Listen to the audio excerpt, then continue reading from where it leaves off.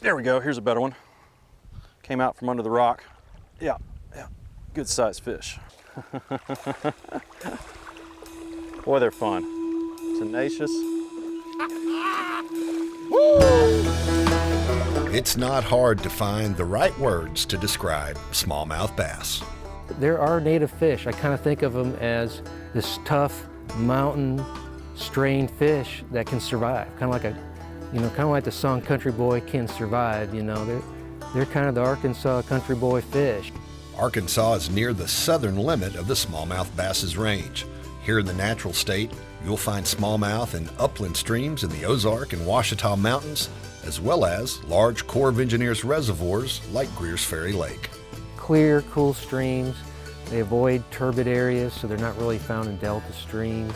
Smallmouth bass love springs. They really like groundwater-fed streams. Groundwater can be a major determining factor, along with the frequency of and abundance of big, large boulders and complex hydraulic habitats with boulders, large woody debris, logs, treetops, things like that. In general, the smallmouth are often found in the most far upstream reaches, and as you start getting into lower gradient sections of a river, you'll find more spotted bass and more largemouth bass. Arkansas harbors at least 3 distinct strains of smallmouth bass.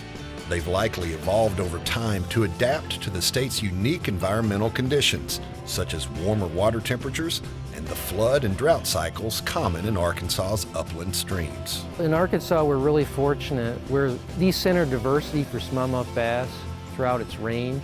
We're still doing research to figure that out exactly, but we have definitely a Neosho strain that was recognized as early as 1940. And the Neosho strain is found in streams that drain into the Arkansas River. And we also have a unique Ouachita lineage. And genetically, we know they're different. And those are streams in the Ouachita Mountains and the Ouachita and Red River basins. We also have more of a northern fish that kind of is also like a Neosho fish in some of our Ozark Highland streams. They call some of those intergrades. But most of the diversity of smallmouth bass range-wide occurs in Arkansas. Arkansas smallmouth exhibit slower growth rates than their relatives in large lakes and reservoirs. That's largely a function of the smaller streams they call home, where floods, droughts, and high summertime water temperatures may hinder growth. That's why many Arkansas streams feature minimum length limits, and many anglers stress the importance of catch and release fishing. For fish growth in general, I like to say big fish, big water. Smallmouth bass is no exception. In general, to produce an 18-inch fish in Crooked Creek, when we looked at it, it could take 8 to 10 years. So it can take quite a long time to really get them to those trophy sizes. If you're looking to catch one of those trophy bronzebacks, you'd be wise to throw a lure that imitates a crawfish. The main staple of their diet when they're in their adult and juvenile stages usually is crayfish. Studies usually range between 75 to 50% of what they're eating is going to be crayfish. Small fish and minnows often make up 25 to 50% of the diet. It's no secret to experienced anglers that smallmouth bass are much more aggressive than largemouth and spotted bass. Look at this one chasing here. Yeah, come here, Dwayne.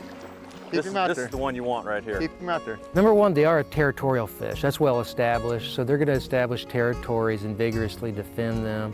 But we don't exactly know why they're so much more gamey than other fish and territorial. But they also have a little bit higher metabolic demands at a lot of temperatures. That could explain why they might strike things at a higher frequency.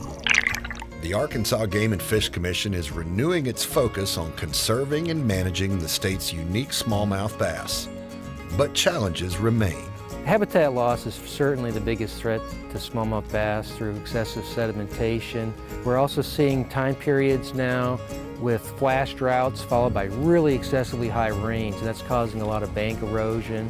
That erosion can smother the eggs of the smallmouth bass. Also, we're getting some pretty high water temperatures now. Urbanization causes streams to be more flashy, and the water's not soaking in the ground and cooling off and going back in the stream then through groundwater. So another threat to smallmouth bass is nutrients. We have a lot of areas of the state that are now are nutrient surplus areas, and we're seeing large amounts of algae in the stream.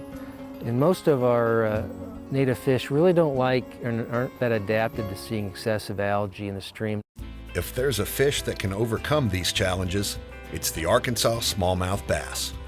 Like the hardscrabble settlers who made their homes in these hills, the native Arkansas smallmouth is tenacious and assertive, and a lot of fun to catch.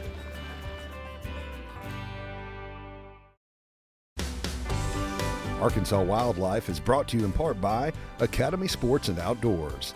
Have fun out there. And Natural Gear Camouflage. Born in Arkansas, unseen everywhere.